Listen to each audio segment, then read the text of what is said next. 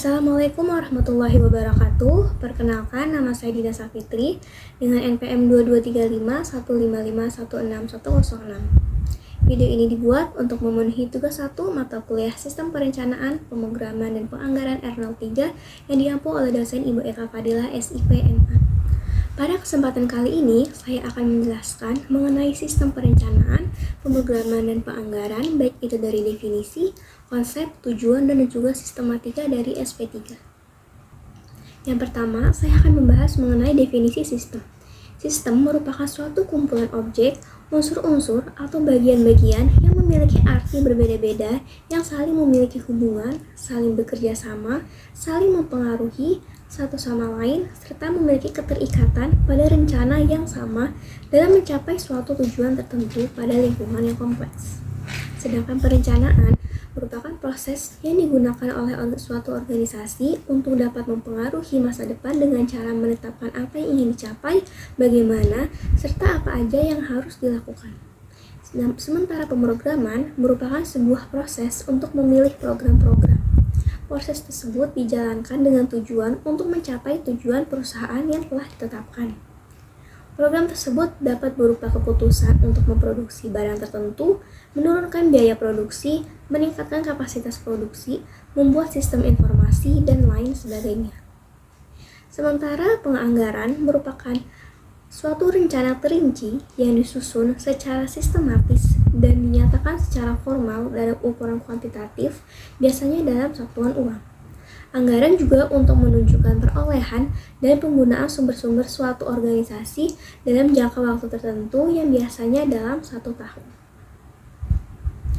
Pendekatan sistem perencanaan dan penganggaran atau yang dalam bahasa Inggris disebut dengan PPBS, Planning, Programming, Budget System, memandang bahwa penyusunan anggaran bukanlah proses terpisah dan berdiri sendiri, melainkan sebuah bagian yang tidak terpisah dari proses perencanaan dan perumusan program kegiatan. Berdasarkan model dan pendekatan PPBS atau Planning, Programming, Budgeting System, pada dasarnya di dalam manajemen telah terproses tentang apa yang akan menjadi tujuan, sehingga setiap kegiatan harus direncanakan, ditentukan waktunya, hingga berapa besar dana yang dibutuhkan untuk melaksanakannya. PPBS yang merupakan jenis dari anggaran sektor publik ini merupakan sistem penganggaran yang penyusunan anggarannya berdasarkan program. Maksudnya ialah setiap unit kerja pasti memiliki visi, misi, tujuan, dan juga strategi organisasi yang dituangkan dalam Renstra unit kerja. Renstra unit kerja kemudian dijabarkan dalam rencana operasional yang berisi program kerja beserta target kinerjanya. Tokoh seperti Harry J. Hartley juga mengemukakan pendapat mengenai PPBS. Menurutnya, PPBS merupakan proses perencanaan yang komprehensif yang meliputi program budget sebagai komponen utamanya. Sementara tujuan dari penerapan PBS ini adalah untuk membantu manajemen pemerintahan di dalam membuat keputusan alokasi sumber daya secara lebih baik, serta memiliki manfaat dalam manajemen pembiayaan, yaitu meningkatnya efektivitas dan efisiensi penggunaan dana, meningkatkan akuntabilitas dan transparansi, serta dapat meminimalisir penyalahgunaan dana. PPBS ini digunakan di berbagai sektor atau industri, namun khususnya relevan bagi organisasi pemerintah atau sektor publik yang mengelola anggaran besar dan sumber daya yang banyak. PPBS memastikan pengelolaan sumber daya yang lebih efektif, stabilitas keuangan yang lebih baik, serta tata kelola yang lebih baik. Pada bagian perencanaan di PPBS, dalam melakukan perencanaan tentunya terdapat tahapan-tahapan yang dilakukan. Yang pertama yaitu penentuan tujuan. Setelah tujuan ditentukan, maka tahap perencanaan berikutnya ialah penentuan strategi pokok yang akan digunakan untuk mencapai tujuan. Tahap perencanaan selanjutnya adalah penyusunan program. Selanjutnya, tahap terakhir perencanaan adalah penyusunan anggaran untuk setiap pusat pertanggungjawaban. Maka dari itu, penyusunan anggaran sangatlah penting untuk sebuah perusahaan maupun organisasi. Di antara fungsi-fungsi anggaran yaitu yang pertama, sebagai alat mengkoordinasikan rencana dan tindakan berbagai unit atau segmen yang ada di dalam organisasi, agar dapat bekerja secara selaras ke arah pencapaian tujuan. Yang kedua, sebagai alat memotivasi. sebagai alat memotivasi untuk para pelaksana dalam melaksanakan tugas-tugas atau mencapai tujuan.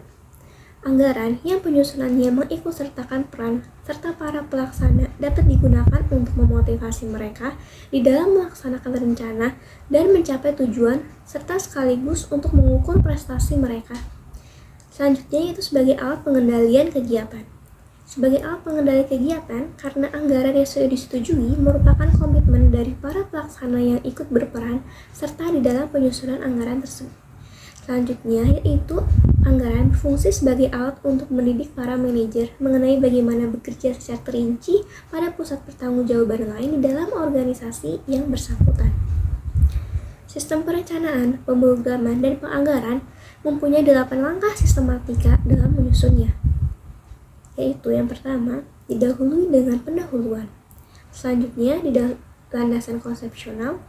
Dan yang ketiga yaitu perencanaan. Di sini terdapat penyusunan rencana strategi, yaitu ditetapkan strategi serta prioritas-prioritas dalam program untuk mempengaruhi masa depan dengan tindakan-tindakan yang positif melalui pendekatan langkah demi langkah, meliputi analisis dan pernyataan misi program, analisis SWOT terhadap kondisi program, dan analisis SWOT terhadap perkembangan lingkungan strategik. Yang keempat yaitu pemrograman. Di sini dilakukan penyusunan rencana kerja, yaitu tahap menetapkan sasaran-sasaran yang harus dicapai dalam lingkup masing-masing program. Yang kelima yaitu penganggaran. Pada tahap ini dilakukan penyusunan program kerja, dapat disusun anggaran yang berorientasi ke aksi yang dikembangkan dari biaya-biaya perkiraan dari semua sumber daya yang dibutuhkan untuk mencapai tujuan. Semua unsur dalam program dan kegiatannya harus dapat ditampilkan pendandaannya secara lengkap, sehingga dapat dilihat biaya masing-masing program dan biaya pencapaian suatu sasaran. Yang keenam yaitu implementasi dan evaluasi. Di sini diterapkannya semua hal yang sudah dalam perencanaan maupun dianggarkan tadi, kemudian dievaluasi hasil dari penerapan tersebut untuk dapat dijadikan sebagai sebuah acuan dalam penyusunan selanjutnya. Dan yang terakhir yaitu penutup. Sekian penjelasan dari saya, kurang lebihnya mohon maaf. Wassalamualaikum warahmatullahi wabarakatuh.